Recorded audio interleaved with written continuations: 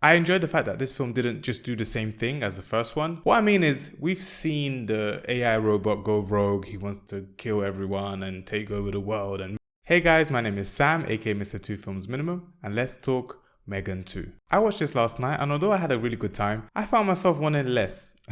Going into M3GAN 2.0, I was a big fan of the original M3GAN. I found the first film funny, cute, with an interesting social commentary, and it had a really menacing, high-tension, Chucky vibe to it. However, M3GAN 2.0 leans more into an action comedy rather than the horror sci-fi flick. I enjoyed the fact that this film didn't just do the same thing as the first one. I feel like this film feels fresh, with a lot bigger visuals, like more locations, better action sequences, and even a bigger cast. It had a really cool car chase scene. I really liked the building/upgrade training montage, and most of all, I had a really good time watching the action sequences.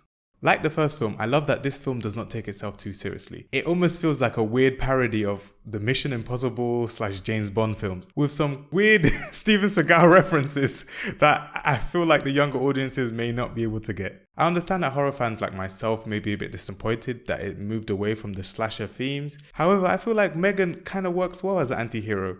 You can tell she's a little bit frustrated that she can't really crash out and kill everyone, but you can see her working with the team led to a lot of heartfelt moments. We're also introduced to another AI robot called Amelia, and unfortunately she feels all too familiar. See what I did there? What I mean is, we've seen the AI robot go rogue, he wants to kill everyone and take over the world and make more of themselves. However, in this plot, it was implemented well and she was menacing, ruthless, and overall works well with the film. But what really brought this film down for me was the overly complicated plot that really dragged this film into a 2-hour runtime. I enjoyed the first two quasi-villains.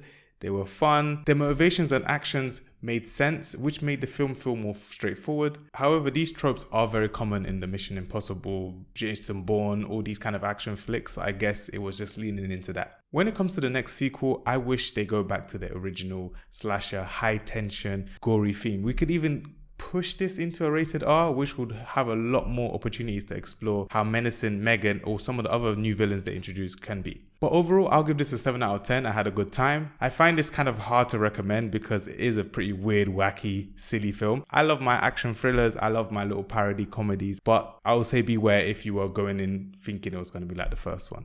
Anyway, here are my thoughts. Thanks for watching. Please drop a like and comment robot to show me you enjoyed this video to the end. Now let's discuss. Did you watch M3GAN 2.0? Let me know your thoughts in the comments below. Apart from that, have a good day.